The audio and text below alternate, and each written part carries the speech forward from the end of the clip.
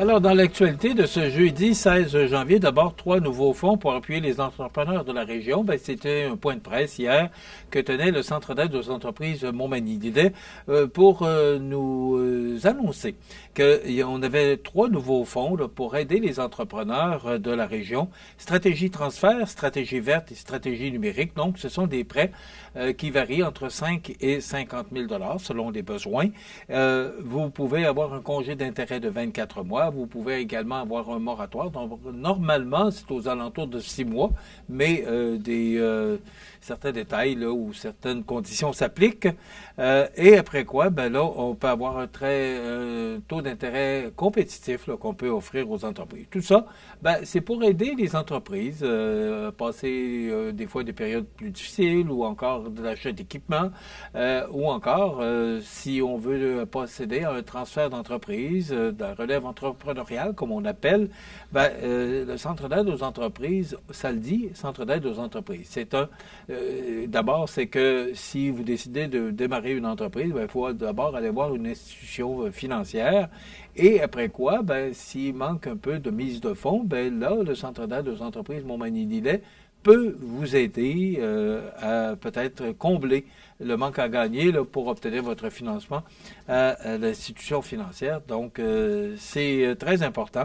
Donc, ce qu'on annonce, et c'est une autre forme d'aide du Centre d'aide aux entreprises Montmagny-Lillet pour aider les entreprises de la région. Également, hier matin, j'étais sur place. On s'est rendu au centre, pas au centre, mais on s'est rendu à l'édifice Desjardins, excusez-moi, à Saint-Aubert, dans la MRC de Lillet.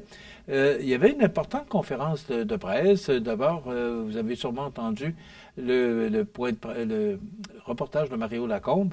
Donc, c'est une annonce qui nous informe que la bibliothèque qui est actuellement à l'hôtel de ville de Saint-Aubert, ben, elle va se rendre, elle va déménager à l'édifice Desjardins. C'est l'ancienne caisse du nord de Lillet, qui faisait partie de la caisse du nord de Lillet, la caisse de Saint-Aubert, qui a fermé ses portes en 2022.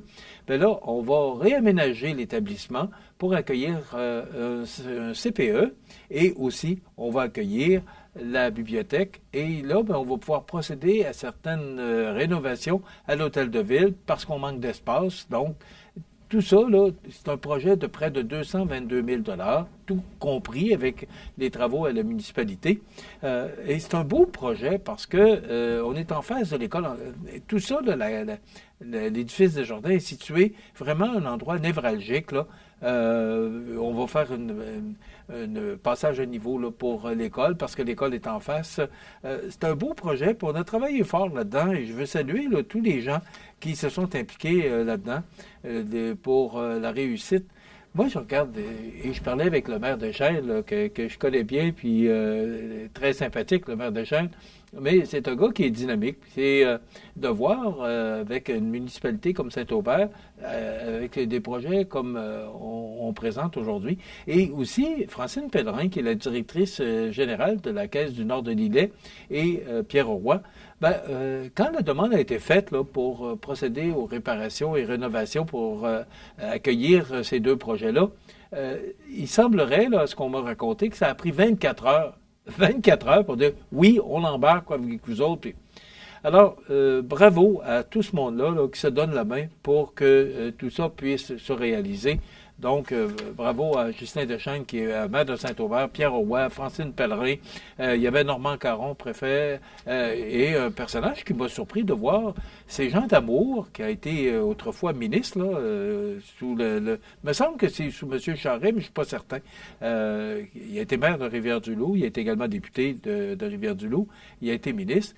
Ben là, il agit comme intérim, comme directeur général de la municipalité de Saint-Aubert. Imaginez-vous comment, pour la municipalité de Saint-Aubert, un bonhomme comme M. Dabour, qui vient porter main forte, le temps et on a trouvé le nouveau directeur, c'est une directrice générale qui va prendre ses fonctions dans quelques jours.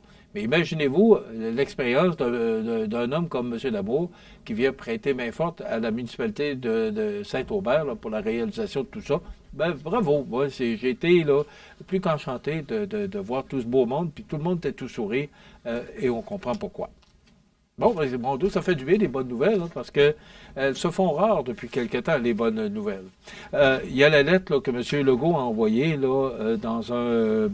il s'est déguisé en chroniqueur là, le temps de quelques secondes. Vous savez, M. Chrétien a écrit une lettre. Je ne sais pas si vous avez eu l'occasion de lire la lettre ou d'entendre M. Chrétien lors de l'entrevue avec Patrice Roy. M. Chrétien a écrit une lettre pour donner son fond de pensée, ce qu'il pensait réellement là, de tout ce qui se passe actuellement et de dire comment il était fier de son Canada. Il a fait cette lettre-là qui est publiée dans les journaux lorsqu'il a eu ses 91 ans. Et quand on regarde l'entrevue qu'il a réalisée avec Patrice Roy, il est encore bien là et bien au fait de ce qui se passe au niveau de l'actualité. Ben, M. Legault, ben, on a vu Stéphane Harper qui est intervenu cette semaine également, parce que c'est l'ancien premier ministre du Canada aussi. Je trouve ça important, tout ce qu'on fait actuellement.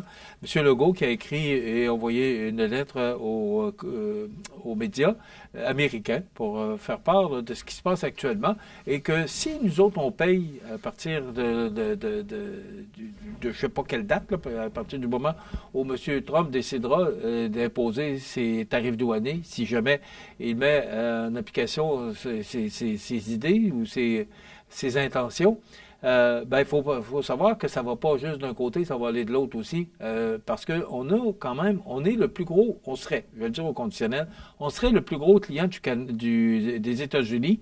Alors, si on est le plus gros client des États-Unis, ben, à un moment donné, si on a des tarifs douaniers, ben, ça va se faire de l'autre bord aussi. Et d'ailleurs, les premiers ministres se sont réunis tous ensemble hier. Malheureusement, là, tout le monde est uni contre Trump, toutes les provinces, sauf l'Alberta, qui veut pas ou ne voudrait pas donner son pétrole à rabais, puis on comprend là, de fermer les valves demain matin. Mais c'est la même chose pour notre électricité, là. Mais on va suivre ça de près, cette situation-là. Puis je pense qu'on a suffisamment d'informations pour être capable de se faire une idée sur ce qui va se passer. D'abord, la sermentation de M. Trump, c'est lundi à 10 heures le matin.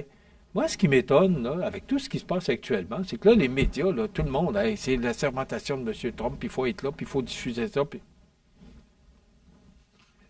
Je ne sais pas ce que vous en pensez, mais que ça vaut la peine de mettre autant d'importance sur la sermentation d'un homme qui nous menace de tarifs douaniers, puis même en même temps, ben, ça pourrait créer une récession dans notre pays.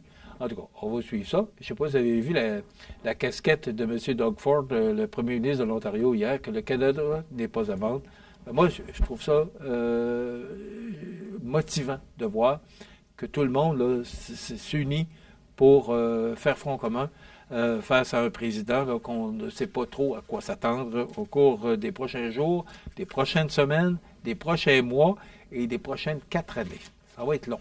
J'ai l'impression que ça va être long. J'espère que sans faire de mauvais jeu de mots, j'espère que je me trompe. Le dépotoir des Américains, c'est dans le Journal de Québec ce matin qu'une enquête démontre que les voisins du Sud enfouissent de plus en plus de déchets dangereux au Québec. Oh! Regardez donc ça.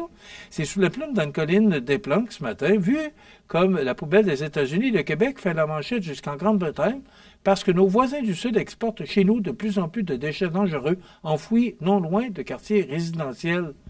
Hein? C'est drôle, on apprend des choses qu'on ne savait pas. Peut-être que vous le saviez, puis moi je ne le savais pas. Donc on parle de la lettre de M. Legault aussi dans le Journal de Québec de ce matin. Et aussi, ben, la grande nouvelle, c'est la trêve là, qui est annoncée entre Israël et Gaza. Hier, on voyait les gens manifester là, leur joie.